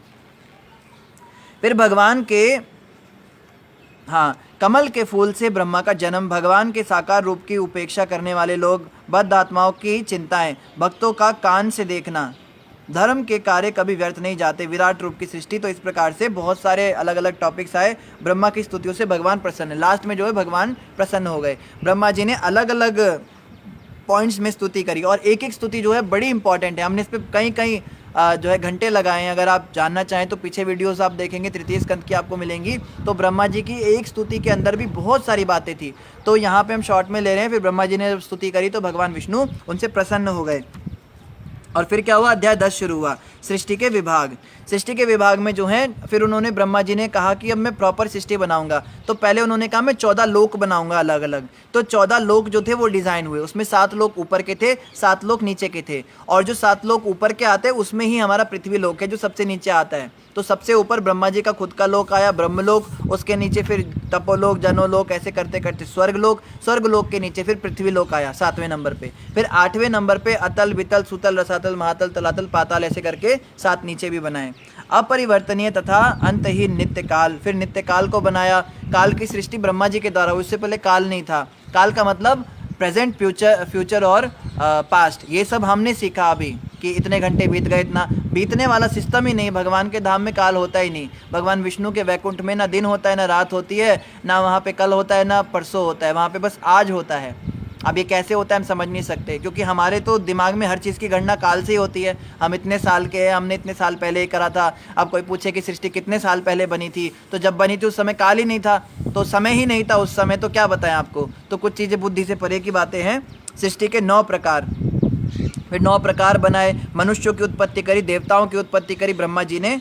फिर अध्याय 11 शुरू हुआ, परमाणु से काल की गणना। फिर काल की गणना सिखाया उन्होंने, काल कैसे गिना जाता है। परमाणु के चरम खंड तो त्रुटि से शुरुआत हुई थी, त्रुटि से फिर जो है वो बना, फिर क्षण बना, क्षण से लव बने, लव से फिर घंटे बने, घंटों से प्रहर बने, प्रहर से दिन बने, दिन और रात से पक्ष बने, पक्ष से महीने बने, मास बने, मास से फिर वर्ष बने, वर्ष से फिर देवताओं के वर्ष बने। फिर करते करते करते करते ब्रह्मा का वर्ष जो है, एक ब्रह्मा का दिन जो है वो कल्प कहलाता है, कल्प तक जो है उसको ले गए। एक कल्प के अंदर कितने समय होता है, 4,32,000 वर्ष एक चतुर्युग में होते हैं, एक महायुग में होते हैं। ऐसे महायुग जब 1000 बार बीतते हैं तो ब्रह्मा जी के 12 घंटे होते हैं। फिर जब ये 1000 बार बीतते हैं तो ब्रह्मा जी के रात्रि के 12 घंटे होते हैं। तो ब्रह्मा जी का 24 घंटे का जो एक दिन होता है उसको एक कल्प कहते हैं। और उसमें 4,32,00,000 गुना 2000 साल बीत जाते हैं हमारे पृथ्वी पर। तो और उसके अंदर जो है 14 मनु आते हैं। तो एक मनु का जो काल होता है वो लगभग 71 चतुर्युगियों का होता है, यानी 1000 चतुर्युगियों तक 14 मनु आते हैं, एक के बाद दूसरा, दूसरे के बाद तीसरे का काल आता है। तो अभी जो फिलहाल जो समय चल रहा है वो 7वें मनवंतर चल रहा है। इसमें जो है ये वैवस्वत मनु का समय चल रहा है, और वैवस्वत मनु के भी 27वीं या 28वीं चतुर्युगी चल रही है, 28वीं चतुर्युगी चल रही है, और उसका भी कलयुग चल रहा है, उसमें भी 5000 साल बीत गए। तो ये एग्जैक्ट हमारा कैलकुलेशन कैलेंडर है। उसके बाद जो है 4 युगों की अवधि बताई। 4 युगों की अवधि हमने समझी, 4,32,000 साल का कलयुग होता है, इससे दुगना द्वापर होता है, उससे दुगना कलयुग से 3 गुना त्रेता होता है, और कलयुग से 4 गुना सतयुग होता है। फिर मनुओं की आयु की अवधि बताई। एक मनु का समय होता है 71 चतुर्युगों का, 71 चतुर्युगी बीतती है तो मनु का समय पूरा हो जाता है। फिर दूसरे मनु आते हैं, फिर तीसरे मनु आते हैं, कुल 14 मनु ब्रह्मा के एक दिन में आते हैं। और ब्रह्मा जी के एक दिन में भगवान कृष्ण केवल एक ही बार इस पृथ्वी पर आते हैं, और वो यही समय था। आज से 5000 साल पहले भगवान कृष्ण आए थे। अब कब आएंगे, अब आएंगे ब्रह्मा के एक दिन के बाद में, 4,32,00,000 साल के बाद आएंगे अब भगवान कृष्ण दोबारा, जो ओरिजिनल भगवान कृष्ण गोलोक से आते हैं। नहीं तो हर द्वापर में भगवान कृष्ण का अवतार तो होता ही है, पर महाविष्णु के रूप में होता है। पर साक्षात जो गोलोकवासी भगवान कृष्ण, जो अवतारी कृष्ण आते हैं, वो केवल ब्रह्मा जी के एक दिन में एक ही बार आते हैं। अध्याय 12 हुआ फिर शुरू, उसका नाम था कुमारों तथा अन्यों की सृष्टि। अब ब्रह्मा जी ने मनुष्यों की सृष्टि कर दी और देवताओं की सृष्टि कर दी। फिर 4 कुमार प्रकट किए। 4 कुमार जो थे उनको प्रकट करते ब्रह्मा जी ने कहा आप सृष्टि आगे बढ़ाओ। तो चारों ने कह दिया हम तो ब्रह्मचारी रहेंगे, हमें तो सृष्टि करनी नहीं है, सब काम में फंसना नहीं। तो ब्रह्मा जी को गुस्सा आया, गुस्से के मारे उनकी भ्रिकुटियों के बीच से फिर रुद्र प्रकट हो गए। रुद्र को बोला आप सृष्टि करो, तो उन्होंने भूतों प्रेतों की सृष्टि कर दी, और जो थोड़ी बहुत सृष्टि हुई थी उसको भी खाने लगे वो लोग। तो ब्रह्मा जी ने कहा अभी रुक जाओ थोड़ा, आप सृष्टि रोको अपनी, आप थोड़ा तपस्या करिए जाके, उसके बाद आप सृष्टि करना मैं आपको बताऊंगा।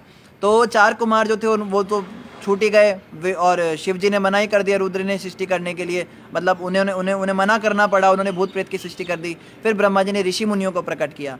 तो 4 कुमार जो थे वो सबसे पुरातन व्यक्ति हैं, लेकिन हमेशा 5 साल की आयु में रहते हैं चारों मुनि, और कुछ कपड़े वपड़े नहीं पहनते। 5 साल के बच्चे क्या पहने, चारों के चारों ऐसे विचरण करते हैं हर जगह पे।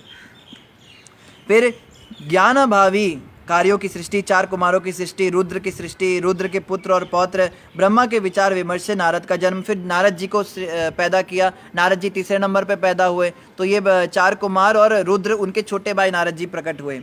अपनी पुत्री के प्रति ब्रह्मा आकृष्ट, तो ब्रह्मा जी ने अपनी एक पुत्री प्रकट की थी जिसका नाम था वाक। पहली स्त्री थी वो सृष्टि की। तो पहली स्त्री जो प्रकट हुई उसको देख के ब्रह्मा जी ही अट्रैक्ट हो गए उससे। तो ब्रह्मा जी उसके पीछे पीछे भागने लगे। तो वो आगे आगे भाग रही है, मेरा पिता क्या कर रहा है, तो वो मृगी बनकर भागने लगी। तो ब्रह्मा जी मृग बनकर उसके पीछे भागने लगे। तो सारे ऋषि मुनि नारद जी सब देखने लगे हमारे पिता क्या कर रहे हैं। फिर उन्हें समझाया कि आप क्या कर रहे हो ये। फिर ब्रह्मा जी को लगा रहे मैं कैसे फंस गया। तो अब ये बताया कि भाई पहली स्त्री ऐसी हुई है, तो स्त्रियाँ जो हैं वो आगे सृष्टि में इस प्रकार से आकर्षण का कारण बनती रहेंगी। फिर जो है ब्रह्मा जी ने सोचा अब ये शरीर तो मेरा बेकार हो गया, इसको तो मैंने कार्य तो कुछ गलत नहीं किया था मगर सोच लिया गलत। तो सृष्टि करने के लिए उनको बड़ा शुद्ध शरीर चाहिए था, तो उन्होंने तुरंत उस शरीर का ही त्याग कर दिया। फिर दूसरा शरीर प्रकट किया ब्रह्मा जी ने, फिर उन्होंने सृष्टि आगे बढ़ाई।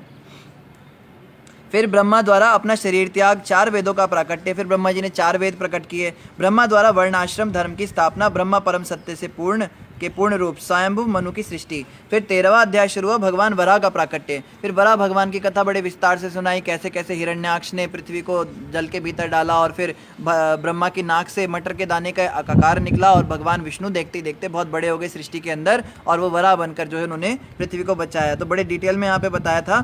फिर अध्याय 14 में संध्या समय दीति का गर्भ धारण, ये बड़ी इंपॉर्टेंट बात शुरू हुई कि दैत्य कैसे बने राक्षस।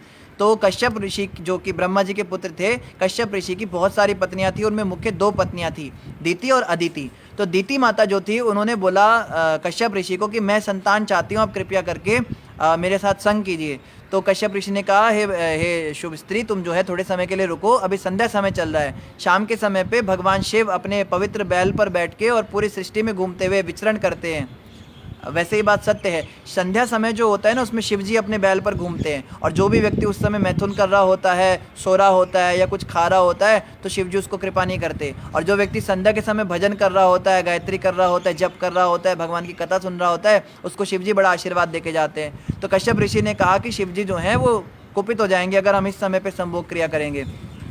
पर दीति माता तो मान ही नहीं रही थी, कहती मुझे तो अभी तुरंत ही करना है। तो कश्यप ऋषि ने जो है गर्भ धारण करा दिया, बोला कि देख दुष्टे, तूने जो है अभी अभी मेरे से काम करवाया। फिर नहा धो के वो रेडी हो गए अपने। फिर माता ने क्षमा मांगी कि मुझसे गलती हो गई, मुझे माफ़ कर दीजिए। बोला कि तेरे 2 पुत्र होंगे और दोनों महापापी पैदा होंगे। पैदा होते ही पूरी सृष्टि का हाहाकार मच जाएगा। और यही हुआ, जैसे ये दोनों पैदा हुए पूरी सृष्टि में अंधकार छा गया और सियारनियाँ रोने लगी और शेरनियों के गर्भ गिर गए और सांप जो है मुँह से आग उगलने लगे और उल्कापात होने लगा, सारे उल्टे सीधे लक्षण प्रकट होने लगे। देवता घबरा गए, इतना अंधकार छा गया, ऐसा भी क्या हुआ, ऐसा कौन पैदा हो गया इस सृष्टि के अंदर। तो ये दोनों बड़ा अभी वो कराएंगे। हाँ, आगे बताया, शिवजी समस्त स्त्रियों के पूजनीय ईश्वर, दीति के निंदित गर्भ के पुत्रों का जन्म। फिर दीति माता ने क्षमा मांगी, बोला कश्यप ऋषि को कि मेरे को अब आपने श्राप तो दे दिया, 2 पुत्र मेरे गंदे पैदा होंगे, कुछ मुझे वरदान भी दो स्वामी, इतनी मैंने आपकी शरण ले रखी है, मेरे पुत्रों का उद्धार कैसे होगा। तब कश्यप ऋषि ने कहा कि आपने भक्ति करी और आप क्षमा मांग रहे हो, इसलिए मैं आपको वरदान भी देता हूँ। आपके पुत्र का जो पुत्र होगा वो प्रहलाद के रूप से विख्यात होगा, वो बहुत बड़ा भगवान का भक्त होगा और जब तक ये सृष्टि रहेगी तब तक उसका नाम होगा, सब उसकी बड़ी प्रशंसा करेंगे। तो ये सुनकर दीति माता को थोड़ा अच्छा लगा कि चलो मेरा एक पौत्र जो है वो अच्छा पैदा हो जाएगा।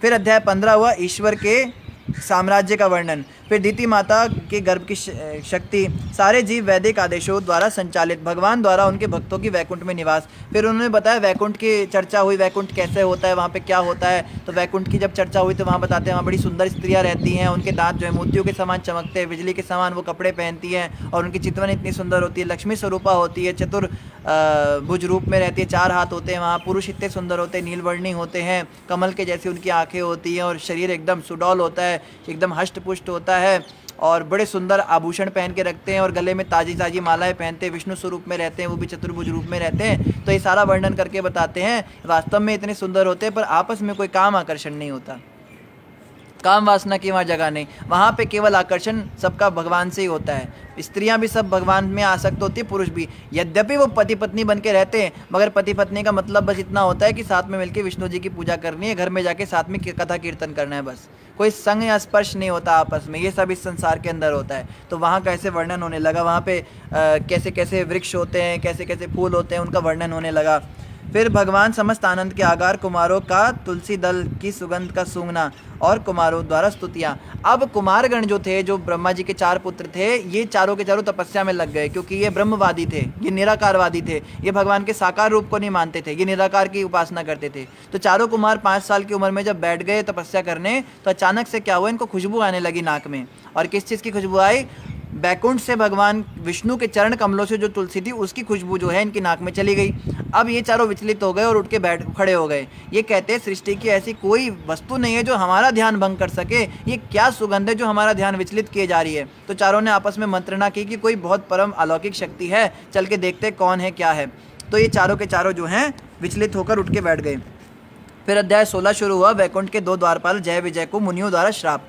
अब जो चारों कुमार थे वो जब जाने लगे वैकुंठ के अंदर तो वैकुंठ के रास्ते पर 2 द्वारपाल खड़े थे और इनको खुशबू अंदर से आ रही थी, समझ गए कि अंदर वैकुंठ के अंदर से खुशबू आ रही है। तो वैकुंठ के 7 द्वार होते हैं। इन्होंने बेझिझक पहला द्वार खोला, चलते गए, दूसरा द्वार खोला, तीसरा खोला, चौथा, पांचवा, छठा द्वार खोल के 7वें द्वार पर 2 द्वारपाल खड़े थे, जय और विजय। अब इन दोनों को बोला, जब इन्होंने तो कुछ नहीं बोला है तो 7वां भी खोलने लगे। तो उन द्वारपालों ने हाथ जोड़ के कहा, प्रभु अगर आप अंदर जाना चाहते हो तो आपको पहले परमिशन लेनी पड़ेगी, क्योंकि अंदर ऐसे आप सीधे नहीं जा सकते। तो इन चारों को बड़ा गुस्सा आ गया। ब्रह्मवादी थे, निराकारवादियों को गुस्सा आ ही जाता है। इन्होंने क्या कहा, तुम दोनों के दोनों हमें अंदर जाने से रोकोगे? अरे ये तो वैकुंठ है, हमने सुना वैकुंठ का मतलब जहाँ कोई कुंठा नहीं होती, कोई झगड़ा नहीं होता, और तुम हमसे झगड़ने की कोशिश कर रहे हो। तुम दोनों वैकुंठ में रहने के लायक ही नहीं हो। हम तुम्हें श्राप देते, तुम पृथ्वी पर चले जाओ। और अपने कमंडल से जल निकाला और दोनों पे छिड़क दिया। अब जैसे ही इनके ऊपर जल छिड़का जय विजय के ऊपर, ये दोनों तो घुटनों पर आ गए, प्रार्थना करने लगे, प्रभु क्षमा कीजिए। इतने में अंदर से भगवान विष्णु ही बाहर आ गए और भगवान नारायण आकर कहते हैं, सारी गलती मेरी है, ये मेरे प्रतिनिधि है, इनसे कोई भी अपराध हुआ तो वो मेरे ऊपर ही लाया जाएगा। तो उन्होंने उन दोनों की साइड नहीं ली, उन्होंने कुमारों की साइड ली। भगवान विष्णु ने कुमारों से क्षमा मांगी और कुमारों को पता लगा कि इनके ही चरणों से सुगंध आ रही थी। तो वो समझ गए कि देखो परम भगवान विष्णु ही हैं और इतने विनम्र हैं कि गलती हमारी थी, हमने गुस्सा किया, हमने श्राप दिया, लेकिन तो भी ये हमसे माफ़ी मांग रहे हैं। फिर उन चारों को बड़ी लज्जा आई। उन्होंने कहा, प्रभु हमसे तो बड़ा अपराध हो गया, अब हम क्या करें? तो भगवान विष्णु ने कहा, आप दोनों ही चिंता मत करो, ये सारा मेरा ही प्लान था। मैं चाहता था ये दोनों जो हैं संसार में जाएं और ये बड़े बड़े असुर बनकर पैदा होंगे। नहीं, असुर बन के पैदा नहीं होंगे। भगवान विष्णु ने उनको 2 ऑप्शन दिए, जय और विजय को। बोला, या तो तुम 3 बार असुर बनोगे या 7 बार भक्त बनोगे संसार में, पृथ्वी पे जाने के बाद, और फिर तुम्हारा जब पूरा हो जाएगा ये काल तो तुम वापस वैकुंठ में आके द्वारपाल बन जाओगे।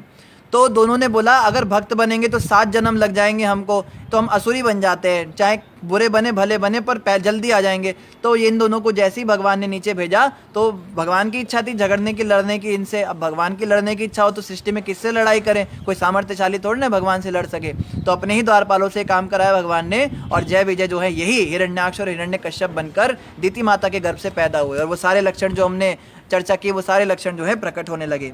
द्वारपालों का वैकुंठ से पतन। तो इसी के साथ जो है प्रथम भाग हमारा समाप्त हुआ। फिर द्वितीय भाग शुरू हुआ भागवतम का, 3य स्कंद का, जिसके अंदर अध्याय 17 हमने शुरू किया, हिरण्याक्ष की दिग्विजय। हिरण्याक्ष जो था वो बचपन से ही बड़ा बदमाश था। वैसे तो हिरण्यकश्यप भी बदमाश था, लेकिन हिरण्याक्ष को ज़्यादा ही अपनी शक्ति प्रदर्शन करने का शौक था। वो जगह जगह जाता, लोगों को हराता, अलग अलग लोगों पे अपना साम्राज्य डालकर आता, किसी के लोक के राजा लोकपाल को मार देता, किसी को डरा के भगा देता और अपना साम्राज्य बढ़ाता जाता।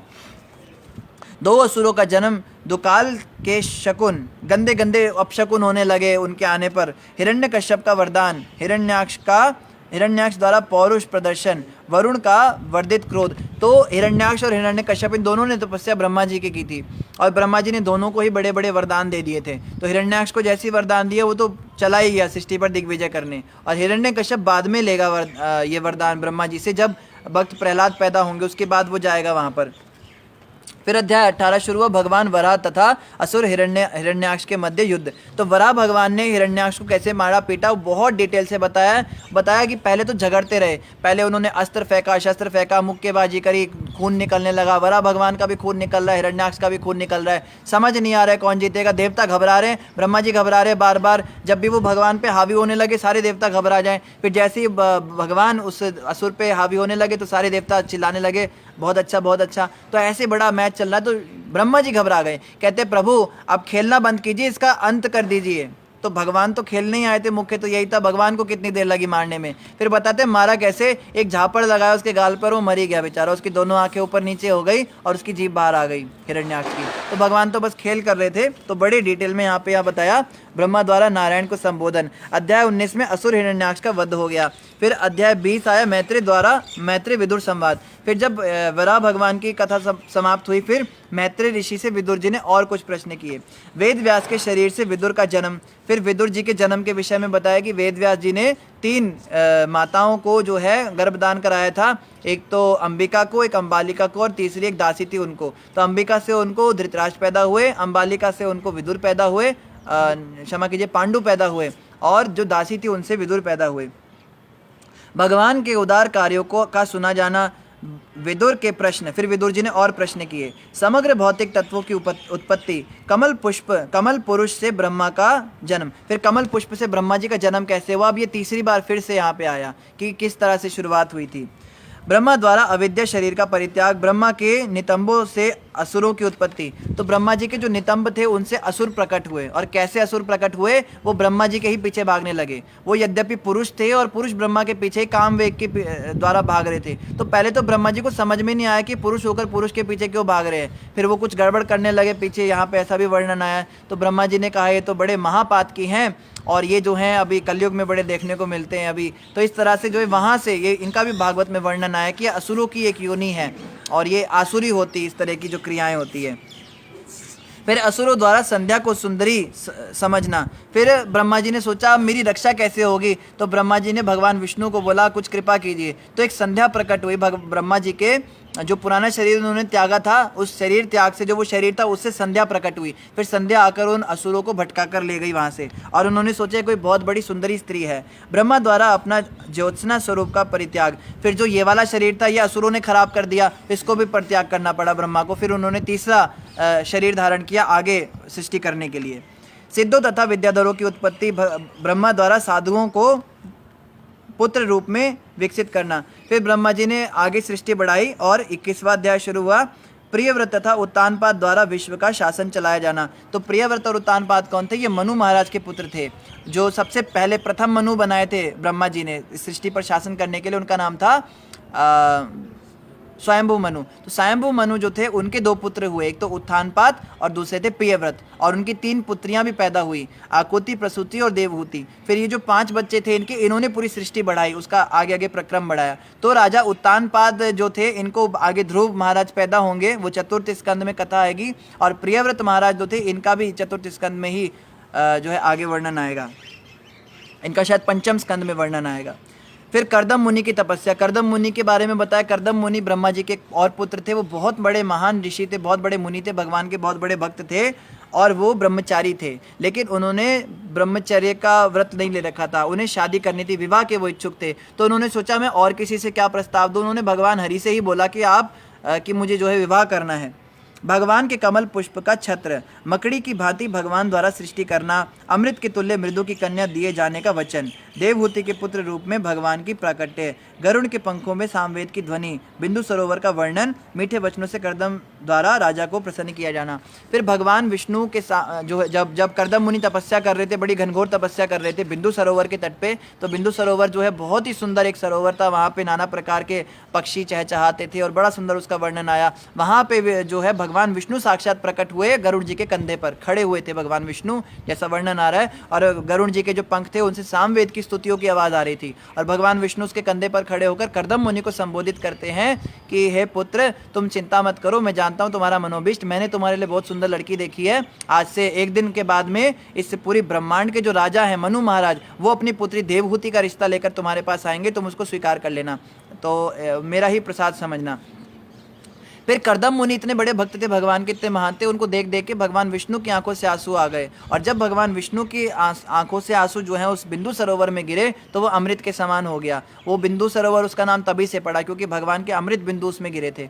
तब जो है भगवान विष्णु जाने का समय हो गया पर जा ही नहीं रहे। कर्दम मुनि हाथ जोड़ के खड़े हुए स्तुति करने लगे, उनकी स्तुतियां भी खत्म हो गई, तो भगवान जा ही नहीं रहे। तब गरुड़ जी देखने लगे तो भगवान कहते हैं कि वास्तव में मेरा जाने का मन ही नहीं कर रहा, तुम इतने बड़े भक्त हो मेरे, तुम्हारे पास रहने का मन कर रहा है, लेकिन मुझे जाना होगा। फिर भगवान जो है चले गए। फिर समय के साथ जो है वो वेट करने लगे। तो 2 दिन के बाद में ये आए, और वहाँ से नारद जी का यही काम, जो भगवान विष्णु की लीला घटित होनी है नारद जी उसको फटाफट कराते हैं। नारद जी पहुँच गए देवहूति माता के पास और उनको जाके कर्दम मुनि के बारे में बताने लगे। कर्दम मुनि नाम के एक बड़े तपस्वी ऋषि हैं, शारीरिक सुंदर इतने हैं और बड़े सुंदर थे वो, उनके शरीर से ब्रह्म तेज निकलता था, पूरे शरीर में इतनी सुंदर उनकी आकर्षण था, और ज्ञान में इतने परिपक्व, भगवान की भक्ति में इतने रमे रहते, कोई गलत काम नहीं करते, कुछ गलत नहीं सोचते। तो देवहूति माता बड़ी आसक्त हो गई कि मैं तो कर्दम मुनि को ही अपने पति रूप में वरूंगी। तो उन्होंने जाके अपने पिता को बोला, तो पिताजी जो है अपनी पुत्री का रिश्ता लेकर बिंदु सरोवर के तट पर आ गए कर्दम मुनि के पास में।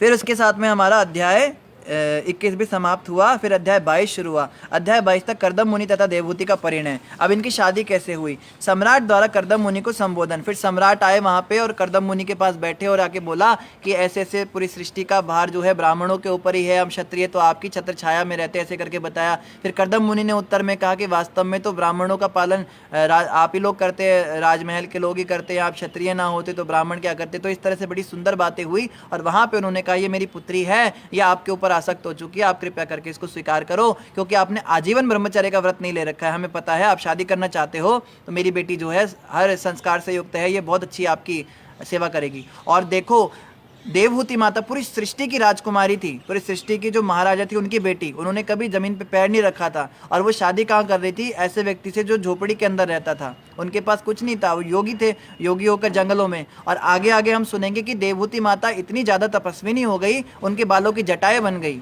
जिन बालों में नाना प्रकार के लेप लगवाती थी उसकी जटाएं बन गई, उनके शरीर के ऊपर इतनी इतनी मोटी धूल की लेयर जम गई थी अपने पति की सेवा करने के लिए। तो पहले समय में ऐसा होता था कि जो हमारे शास्त्रों के संस्कार हैं कि पति के गुण देखे जाते थे, उसकी संपत्ति नहीं देखी जाती थी। आजकल पहले पूछते ज़मीन कितनी है, जायदाद कितनी है, कोई सरकारी नौकरी है कि नहीं है, फिर लड़की देते हैं और वो निकलता है एक नंबर का शराबी कबाबी, फिर वो लड़की भी परेशान होती है, वो भी परेशान होता है। तो उत्तम गुण और चरित्र देखने चाहिए, और वो भी माता पिता द्वारा। ऐसा नहीं कि पहले ही सारे काम हो गए उसके बाद में ज़बरदस्ती शादी करानी पड़ रही है, आजकल ऐसा होता है। कर्दम मुनि तथा देवहूति का परिणय। देवहूति द्वारा उपयुक्त पति की इच्छा, कर्दम को देवहूति के साथ परिणय। फिर उनकी शादी हो गई।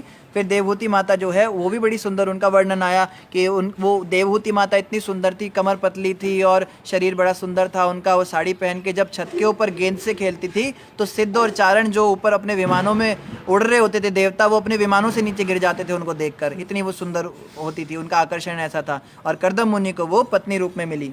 फिर अध्याय 23 शुरू हुआ, देवहूति का शोक।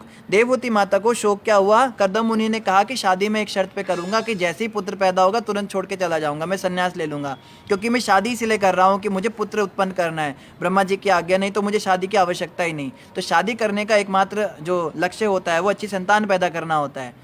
पर आजकल के लोग शादी करके बच्चे पैदा नहीं करते, वो पता नहीं शादी किस लिए करते हैं।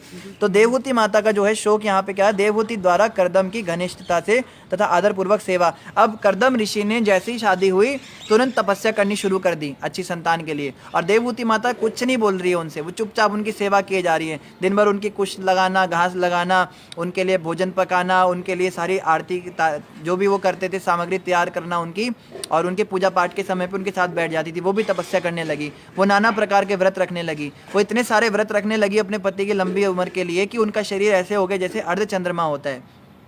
अमावस्या की रात से एक रात पहले जो चंद्रमा दिखता है ना, वैसा शरीर उनका हो गया। यहाँ पे ऐसा वर्णन आ रहा है। और पूरे शरीर पे धूल लिपट गई, पूरे शरीर पे जो है जटाएं बन गई बालों की, और इतनी सेवा वो कर रही थी और सारे फटे कटे कपड़े पहनती थी, और जैसे जो है बड़े प्रसन्न हुए। बहुत समय के बाद तो कर्दम मुनि ने जब देखा बहुत समय के बाद में अपनी पत्नी को कि देखो कितनी सेवा कर रही है मेरी और इसकी कुछ नहीं मांगती मुझसे बदले में, तो कर्दम मुनि ने कहा, हे मेरी प्रिय पत्नी, मैं तुमसे बड़ा खुश हूँ कि तुम इतने बड़े राजा की पुत्री होकर भी ऐसा जीवन जी रही हो, तपस्नी बन के रह रही हो मेरे साथ में।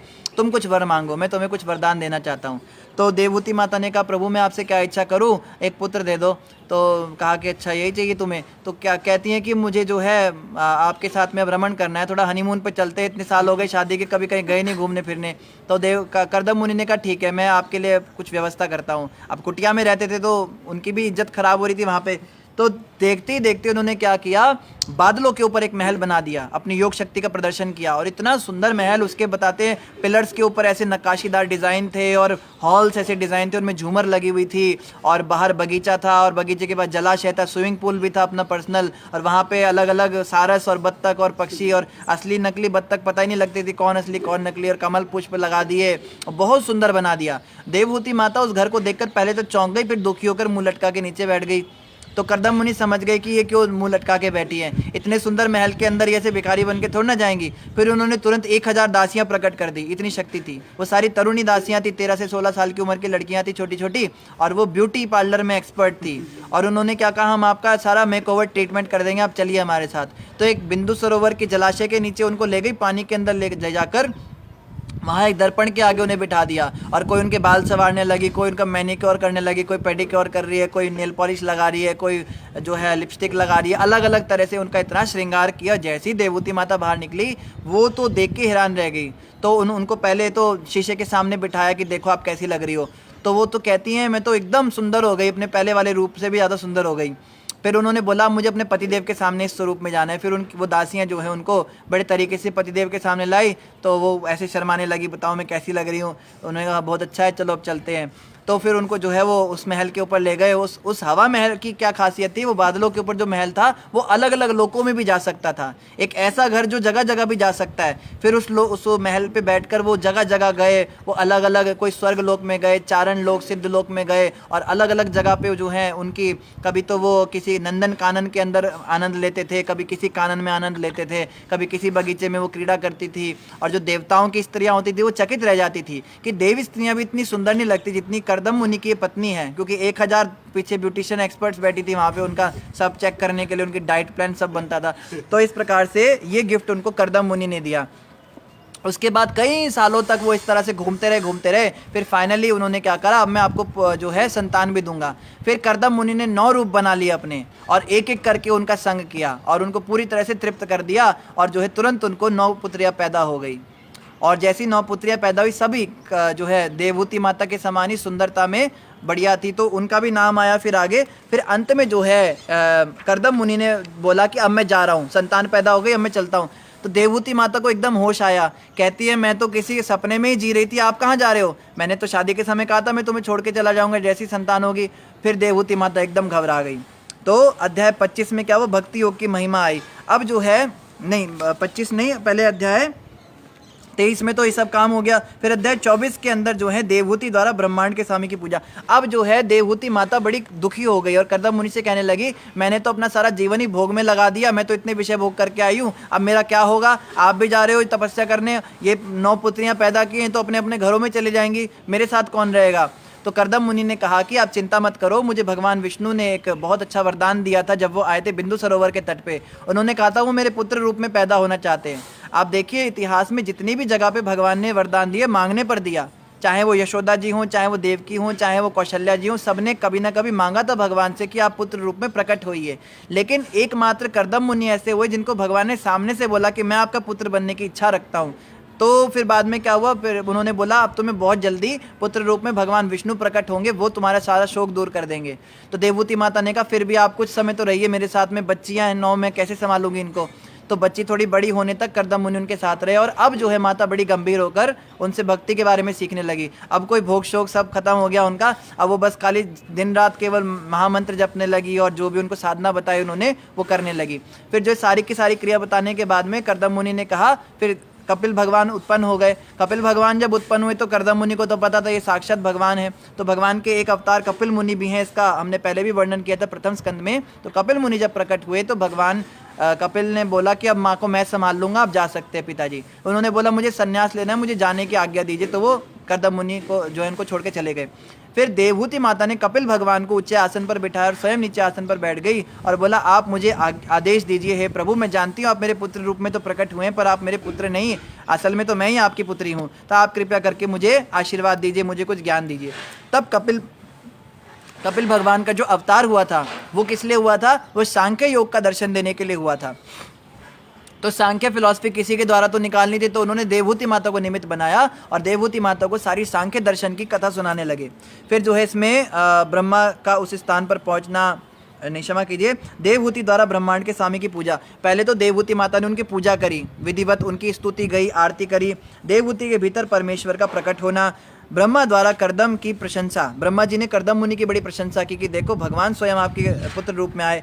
कपिल मुनि द्वारा विवाह में अपनी कन्याओं का दान, तो कपिल मुनि जो है उन्होंने विवाह में अब उनकी कन्याओं का दान किया। फिर जो ये थी देवहूति माता थी, इनकी 9 की 9 कन्याओं को बड़े बड़े ऋषियों को दिया गया। ये चतुर्थ स्कंद में ज़्यादा डिटेल में आएगा कौन सी कन्या कौन से ऋषि को दी गई। फिर इनसे हजारों हजारों संतानें उत्पन्न हुई और पूरी सृष्टि भर गई संतानों से जिस काम के लिए शादी की गई थी।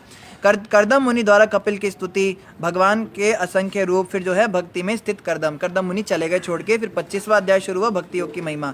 कपिल भगवान जो है उन्होंने फिर भक्ति योग की महिमा समझाई अपनी माँ को, उसमें बहुत सारी बातें बताई, बहुत डिटेल में फिलॉसफी हमने चर्चा की थी। लगभग हमने 3-4 महीने लगाए थे इस फिलॉसफी को डिस्कस करने में। एवरीडे हम 1-1 घंटा पढ़ते थे। तो अगर बहुत आपको डिटेल में जानना हो तो पीछे आप वीडियोस देख सकते हैं। फिर अध्याय 26 शुरू हुआ प्रकृति के मूलभूत सिद्धांत, उसके बाद अध्याय 27 प्रकृति का ज्ञान, और उसके बाद में अध्याय 28 इसमें बताया भक्ति साधना के लिए कपिल के आदेश। फिर अध्याय 29 में भगवान कपिल द्वारा भक्ति की व्याख्या। अध्याय 30 में भगवान कपिल द्वारा विपरीत कर्मों का वर्णन। अध्याय 31 में जीवों की गतियों के विषय में भगवान कपिल के उपदेश। फिर अध्याय 32 में कर्म बंधन और अध्याय 33 में कपिल के कार्यकलाप। तो ये सारे के सारे जितने भी चैप्टर्स थे इसमें बहुत डिटेल में उन्होंने फिलॉसफी बताई, सांख्य दर्शन बताया। और सांख्य दर्शन और कुछ नहीं, भक्ति योग ही है। भगवान कृष्ण ने गीता में कहा है भक्ति और सांख्य दर्शन जो है दोनों एक समान ही है। तो हम जो करते हैं 4 नियमों का पालन, 16 माला का, हरे कृष्ण महामंत्र का जप करते हैं, ये भी सांख्य योग से जो फल मिलता है वही हमें देगा। तो सांख्य योग मुख्य रूप से क्या था, सांख्य का मतलब होता है संख्या, गणना करना, गिनती करना। तो जब हम गिनती करते सृष्टि कैसे बनी, 24 एलिमेंट्स जो 23 एलिमेंट्स जो हमने गिने, तो उसके बारे में जब हम डिटेल में जाते कैसे काम कर रहे हैं तो हम भगवान की महानता को समझते हैं। साइंटिस्ट इस बात को समझ नहीं सकते। एक साइंटिस्ट ये भी नहीं बता सकता कि प्रोटॉन के चारों तरफ इलेक्ट्रॉन घूमता क्यों रहता है। अगर तो वो उससे आकर्षित होता है तो अंदर जाना चाहिए, नहीं होता तो बाहर चले जाना चाहिए, घूम क्यों रहा है। तो उसको अगर हम ध्यान से समझे तो समझ पाएंगे भगवान विष्णु की शक्ति से वो घूम रहा है। तो एक्चुअली में जो फिलॉसफी है वो यही है सांख्य दर्शन की, कि जब हम बहुत डीप जाते हैं सृष्टि के अंदर तो हम भगवान की महत्ता को पता करते हैं। और जब हम बाहर निकलते हैं कि पृथ्वी भी सूर्य के चक्कर लगा रही है, पृथ्वी अगर 1 इंच भी पास होती सूर्य के तो जो है गर्म हो जाती, जल जाती, और थोड़ी सी भी पीछे होती तो वो जम जाती। तो इतना परफेक्ट कैसे अरेंजमेंट हुआ उसका, जीव इतना सारा सृष्टि में सुंदरता है, पुष्प है और कमल पुष्प, और हर पुष्प की अपनी सुगंध है, इन पे किसने चित्रकारी की है, ये सब चीज़ें जब कोई व्यक्ति डिटेल में समझने की कोशिश करता है तो वो पता लगा पाता है कि सब भगवान कर रहे हैं, और यही सांख्य दर्शन है। तो इसी के साथ हमारा तृतीय स्कंद समाप्त हुआ। आप सभी का बहुत बहुत धन्यवाद, आपने पूरी वीडियो देखी। अब अगली वीडियो बहुत जल्दी आएगी जिसमें हम चतुर्थ स्कंद को कंडेंस फॉर्म में समझेंगे। तृतीय स्कंद थोड़ा बड़ा था इसलिए इसमें समय थोड़ा ज़्यादा लग गया। तो इन्हीं शब्दों के साथ आप सभी भक्तों का धन्यवाद। किसी भी भक्त का कोई प्रश्न रहा हो तो आप जो है कमेंट पर अपना प्रश्न डाल सकते हैं, उसका उत्तर आपको कमेंट पर मिल जाएगा। तो आज कई भक्तों ने हरे कृष्णा ही लिखा है, तो कोई प्रश्न भी है नहीं, तो ठीक है। आप सभी का धन्यवाद। कथा जो है हम आगे कल से प्रारंभ करेंगे। आज हमने ये केवल बैकअप क्लास लेनी थी। तो आप सभी का धन्यवाद। हरे कृष्णा। जगत गुरु शिला प्रभुपाद की जय, गौर भक्त वृंद की जय, श्री गुरु महाराज की जय, बोलो ग्रंथराज श्रीमद् भागवतम महापुराण की जय। हरे कृष्णा।